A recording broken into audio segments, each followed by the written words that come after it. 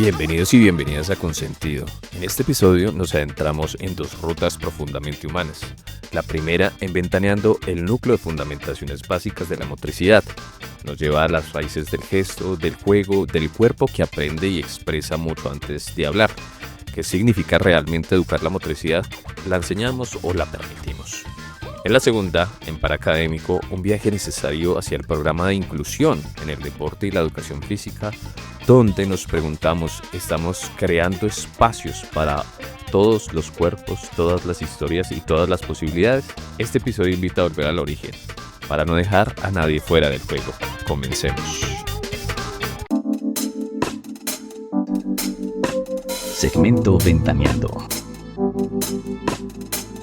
Hoy hablaremos del núcleo de fundamentaciones básicas de la motricidad. Este núcleo que se enfoca en el desarrollo del movimiento como base de aprendizaje humano, el cuerpo como territorio de expresión y la motricidad como lenguaje. Hoy nos acompaña la licenciada Erika Dávila. Bienvenida, profe. Hola Juan, muy buenos días, muchísimas gracias por la invitación. Listo, queríamos iniciar esta parte pensando desde la formación, ¿cierto? ¿Qué significa educar la motricidad en la formación inicial de docente? Bueno, inicialmente hay que concebir un poco el concepto de formación, desde donde estamos ubicados. La formación, digamos la fuente desde donde bebemos, es una formación un poco más crítica y constructiva de nuestros educadores en formación. Entonces, esa formación que apunta hacia ese criterio donde ese profesional puede tomar sus propias decisiones y desde esas decisiones él enmarca lo que es su proyecto de vida o más bien su proyección profesional de vida. Listo. En ese concepto vamos un poquito más dirigido a entender ese proceso de diferencias de, si las hay, entre la motricidad y la técnica deportiva. Totalmente. A ver, creo que ha habido como ocasiones una situación en donde no logramos comprender muy bien esas bases de formación de las que tú me estás hablando frente a lo que es el deporte y lo que es la motricidad humana. Ahora, la motricidad humana en sí es vida, es la vida. Entonces un profesional de la educación física que no procure esa vida, que no trabaje sobre esa vida, que no vislumbre esa vida como un proyecto social, un proyecto familiar y un proyecto profesional, pues empezaría como a tener esos quebrantos en esa misma formación. En ese orden de ideas, la motricidad lo que estudia o lo que le invita a ese profesional que estamos nosotros formando es a que mire esa vida, o sea, que mire esa vida, pero desde ese aspecto hologramático, no solamente desde una sola visión. Ahora, la motricidad no es una fuente conceptual únicamente para lo que es la educación física, la recreación y el deporte. La motricidad se mira en cualquier aspecto de la persona, porque la motricidad tiene un eje fundante que es el ser humano. Entonces, a nosotros nos interesa trabajar sobre ese ser humano, entender a ese ser humano, comprender a ese ser humano y que ese ser humano también haga esa introspección para que logre conocerse, mirarse, observarse. Entonces, entendido esto, podríamos ver que cuando hablamos de motricidad humana y hablamos de deporte, estamos hablando de dos cosas complementarias. Por ningún lado la motricidad humana está en contra del deporte. Por ningún lado la motricidad humana está en contra de las prácticas deportivas. No, para nada. ¿Por qué? Porque si el ser humano tiene un objeto y ese objeto es su cuerpo, lógicamente ese cuerpo se mueve en relación a muchas circunstancias. El deporte es una de ellas. ¿Qué le aporta más bien, diría yo con Stein, la motricidad a las prácticas o al deporte? A reconocer que con el sujeto que estamos trabajando es un sujeto. No es una máquina de marcas, no es una máquina que va a romper números, estadísticas, sino que es un ser humano complejo en sí, es una persona. El profesional que toma de la motricidad todas estas fuentes y dice, necesito entender que con el que estoy trabajando, bien sea en el ámbito de la recreación, del deporte, de la actividad física, de la educación física, es un ser humano, está encontrando la humanización en sus prácticas. Está reconociendo que el otro es un sujeto, es una persona, nada más. Perfecto, ahorita que hablas como de comprenderlo, precisamente viene una pregunta importante. ¿Qué riesgos hay cuando normalizamos o corregimos el movimiento en vez de comprenderlo?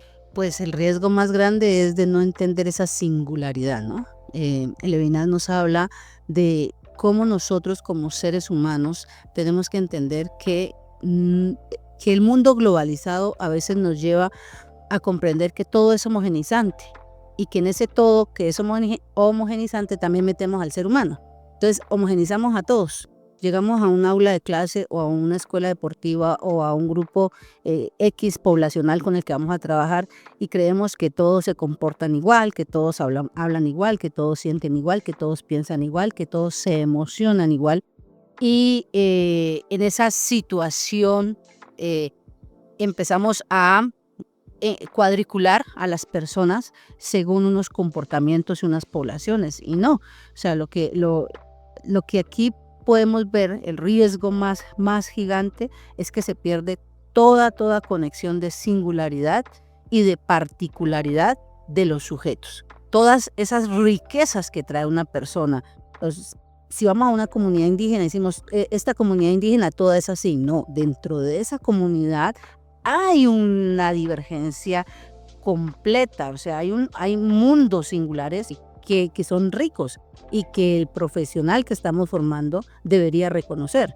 Entonces, seguimos en unos patrones de cuadriculados, de seguir diciendo este grupo es así o estas personas son así y a todas las metemos como en la misma bola. Entonces, la motricidad lo que invita es a eso, rescatemos a ese sujeto singular. Miremoslo, no lo llevemos hacia ese mundo globalizante donde todos piensan igual, todos actúan igual, todos se visten igual, todos deben seguir los mismos patrones que donde estén ellos, en el contexto que estén, son válidos. ¿No? Todos los sujetos, por ser sujetos simplemente, tienen una complejidad que los hace diferentes. Ese es el gran riesgo. Por ejemplo, ahorita estamos hablando como de ese aspecto de la singularidad. ¿Qué tan importante es, digamos, la motricidad junto con la psicología? Porque la psicología lo que mide también es como ese aspecto de entender la mente de la persona singular, que no todos somos iguales. ¿Qué tan importante o cómo se llevan de la mano estas dos? Bueno, vuelvo y te repito lo que te dije en la primera pregunta, en la primera respuesta, ¿cierto? La motricidad no es un área específica para un campo específico. La motricidad es o estudia eso que nosotros llamamos tan complejo que se llama vida, la vida del ser humano. O sea, a la motricidad le interesa la vida de sus estudiantes, en este caso de educación física, recreación y deporte.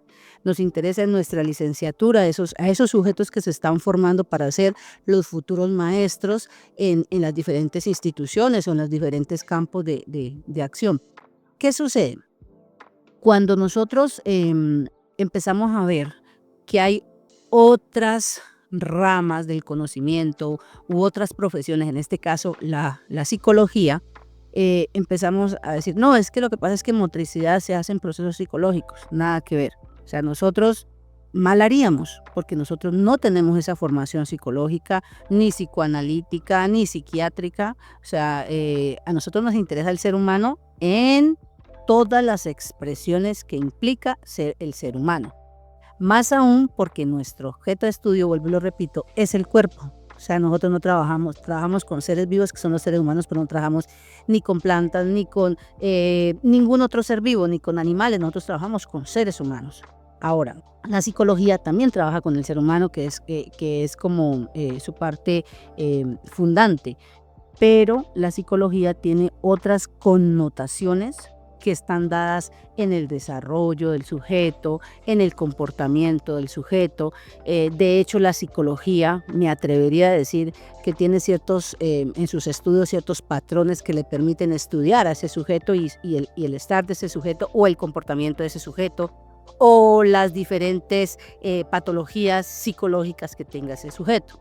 La motricidad, por otra parte, lo que ayuda es a complementar procesos, porque la motricidad no se va a ir únicamente a poder estudiar a ese sujeto en su comportamiento, sino que la motricidad rescata de ese sujeto el valor mismo de ser sujeto, de ser un ser humano.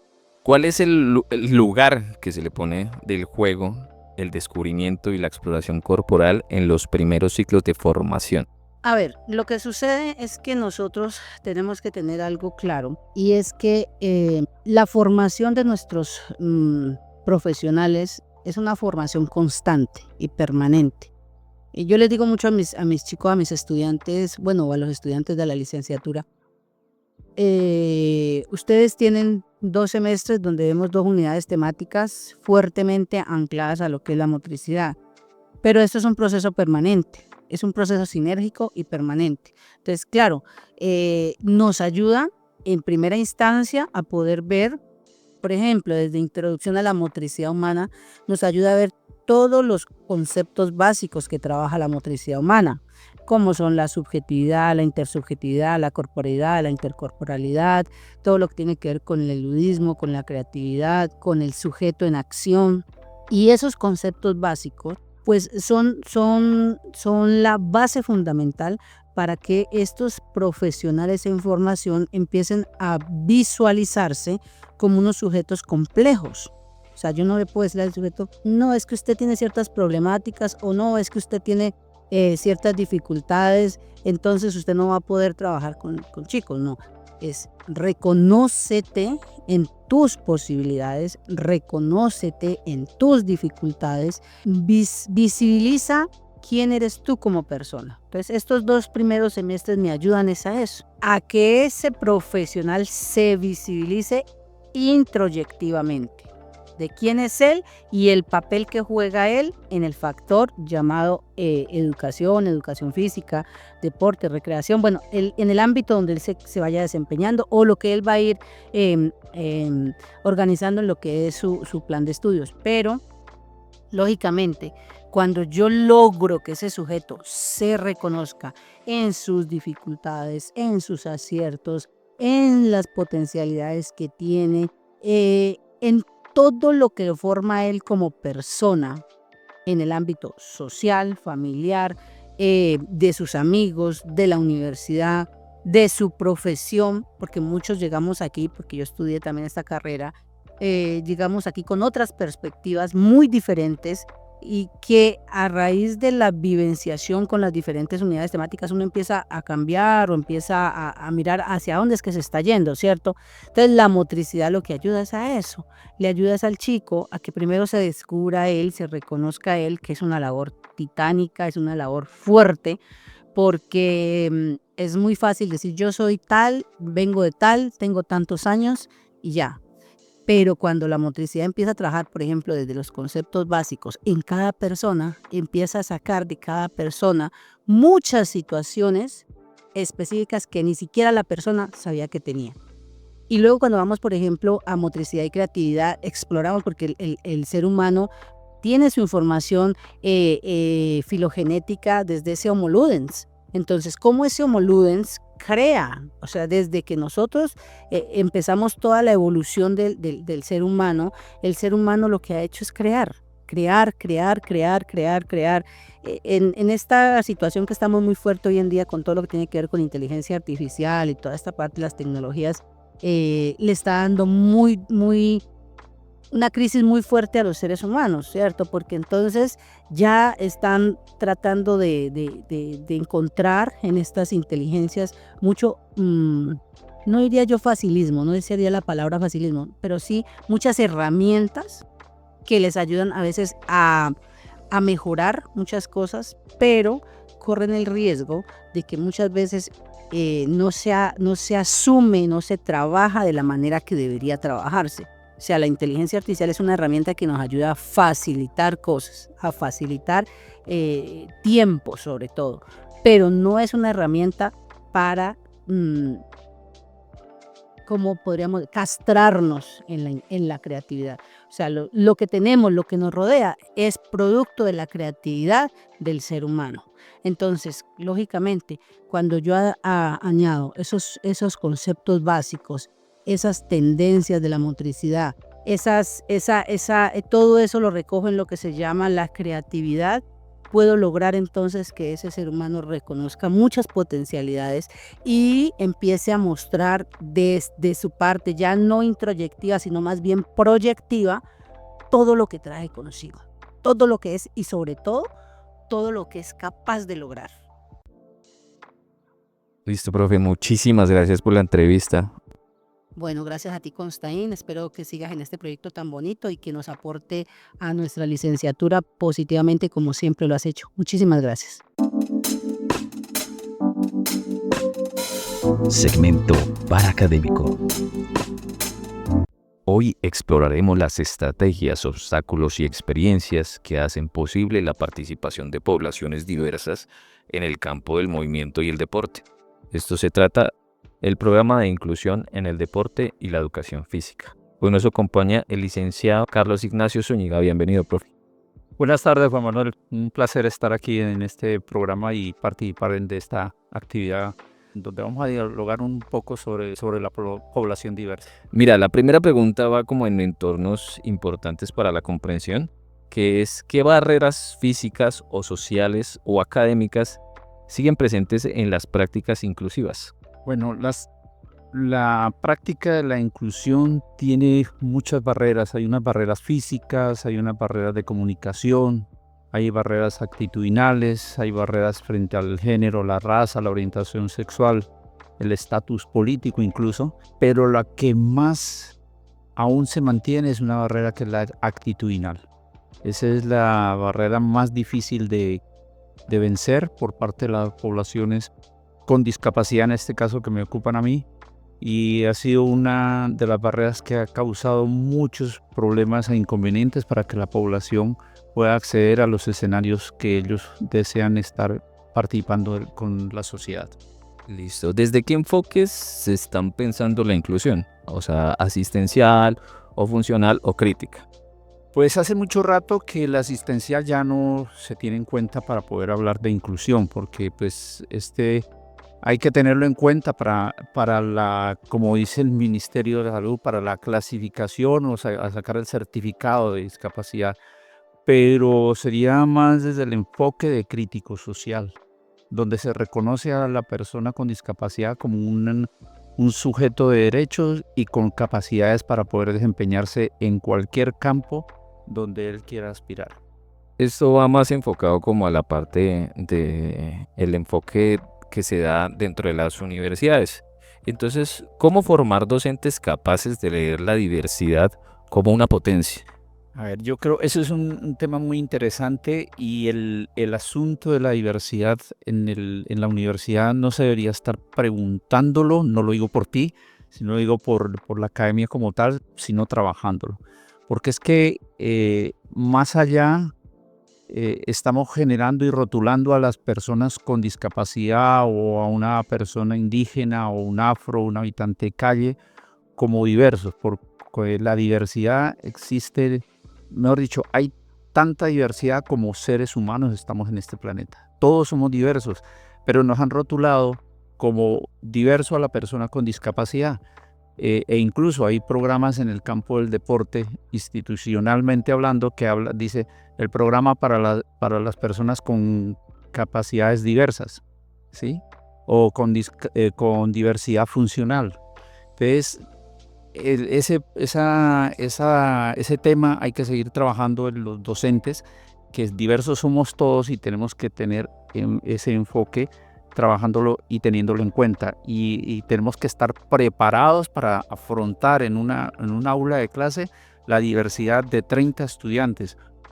Como dice Scliar, es la posibilidad de trabajar con la otra persona o la diversidad o la inclusión incluso, dice, es la posibilidad de vivir juntos, de aceptar, de acoger al extraño, porque mi compañero, por más par que sea, es un extraño como lo soy para él. Somos dos mundos diferentes. Es una forma de mejor vivir esa diversidad porque tenemos muchas posibilidades de explorar, ¿no? Tiene que ver con el cambio, yo diría, con el cambio de nuestros corazones y de nuestros valores. Perfecto. Y ya hablando como la parte de experiencias, ¿qué experiencias o programas ha tenido un impacto en la universidad o en alguna comunidad? Bueno, afortunadamente ahora el trabajo de diversidad y específicamente la discapacidad, no digo que se ha vuelto de moda. Hace unos 10 años atrás no se prestaba mucha atención a esto, ¿ya? y ya ha impactado tanto que ya se ha empezado a generar políticas públicas en torno a la discapacidad, tanto a nivel nacional, departamental y municipal, se están tejiendo y se están diseñando las diferentes políticas públicas. Y digo se están porque, por ejemplo, en nuestro caso, en nuestro contexto, ha sido muy difícil poner de acuerdo a la gente para trazar la política pública de discapacidad en el municipio. Entonces, es un trabajo que se está explorando bastante, que se está dándole. Infortunadamente, como dice la población con discapacidad, nada para nosotros sin nosotros. Pero hay gente que no es un queriente ni un sintiente de la discapacidad y están trabajando, porque es que ahora en esto yo siempre me he atrevido a decir que hay mucha gente que vive con la discapacidad, en este caso el sujeto que tiene una discapacidad.